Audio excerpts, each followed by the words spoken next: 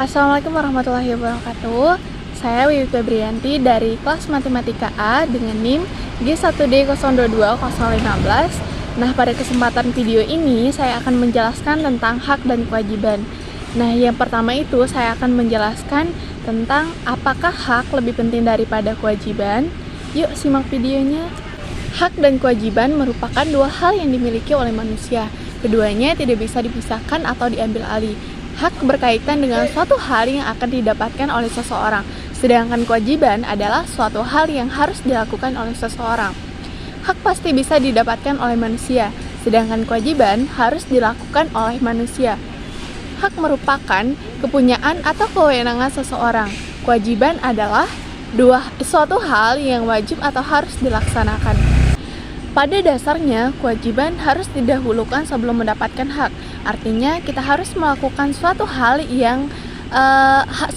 untuk bisa mendapatkan apa yang menjadi hak kita. Contohnya, bekerja. Bekerja itu adalah sebagai bentuk kewajiban untuk mendapatkan uang. Nah, mendapatkan uang itu adalah hak dari kita, hak untuk kita. Namun, dalam beberapa kondisi tertentu, kita tidak bisa mendapatkan hak kita terlebih dahulu sebelum melakukan kewajiban kita. Walaupun hal ini jarang sekali terjadi atau dapat kita temui. Contohnya, kita berobat ke dokter, kita berkonsultasi dengan dokter itu adalah sebagai bentuk hak kita. Setelah itu, kita harus membayar biayanya, itu adalah sebagai bentuk kewajiban kita.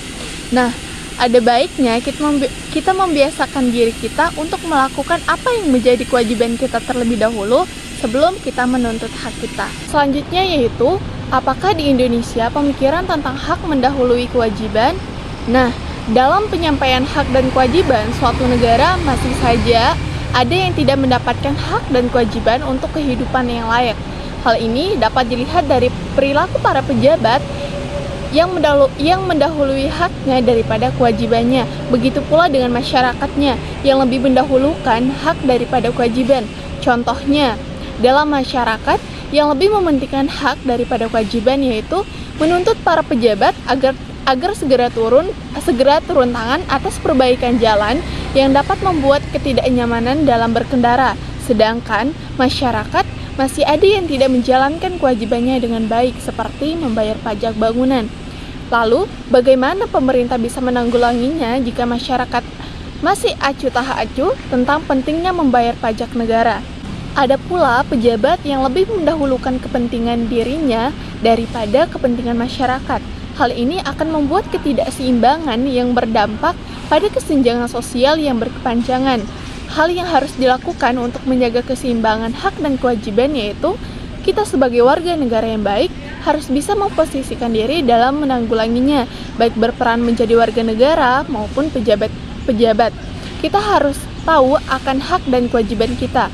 Hak dan kewajiban di Indonesia tidak akan pernah seimbang apabila masyarakat tidak mampu mengaspirasikan pendapatnya kepada para pejabat, karena para pejabat hanya memikirkan bagaimana mendapatkan materi daripada rakyatnya. Sampai saat ini, masih banyak masyarakat yang belum mendapatkan haknya.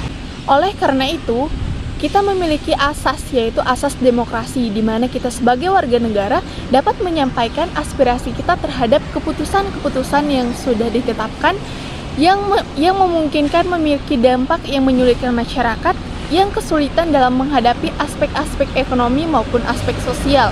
Sebagaimana yang telah ditetapkan pada Undang-Undang Dasar 1945 Pasal 28 yang berbunyi, kemerdekaan berserikat dan berkumpul, mengeluarkan pikiran dengan lisan dan tulisan dan sebagainya ditetapkan dalam undang-undang. Pada pasal ini dapat disimpulkan bahwa warga negara Indonesia bersifat demokrasi.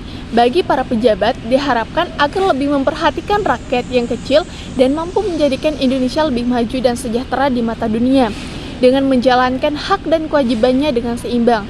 Sebagai warga negara, kita juga harus mengetahui hak dan kewajiban yang telah tertera dalam Undang-Undang Dasar 1945 agar menjadikan Indonesia semakin sejahtera. Nah, yang selanjutnya yaitu bandingkan dengan aturan dasar Ihwal HAM yang terdapat dalam Undang-Undang Dasar Negara Republik Indonesia tahun 1945.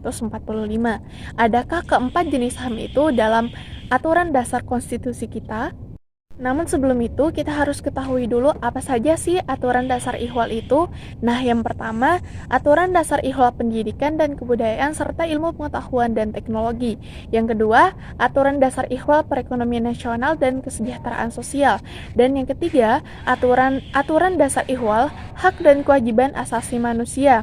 Dan yang terakhir ialah aturan dasar IHWAL usaha pertahanan dan keamanan negara. Konstitusi Negara Republik Indonesia adalah Undang-Undang Dasar 1945.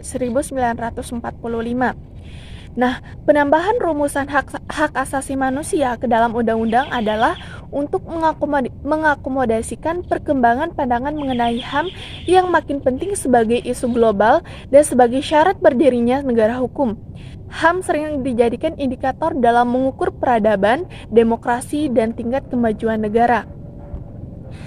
Kepentingan paling mendasar dari setiap warga negara adalah perlindungan terhadap hak-hak sebagai manusia. Oleh karena itu, hak asasi manusia merupakan materi inti dari naskah Undang-Undang Dasar Negara Modern.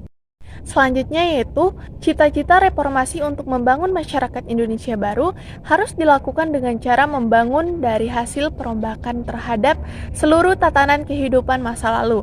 Inti dari cita-cita tersebut adalah sebuah masyarakat sipil demokratis yang memiliki karakter keindonesiaan yang adaptif di era global. Nah, demikian penjelasan dari saya. Sampai jumpa di video selanjutnya.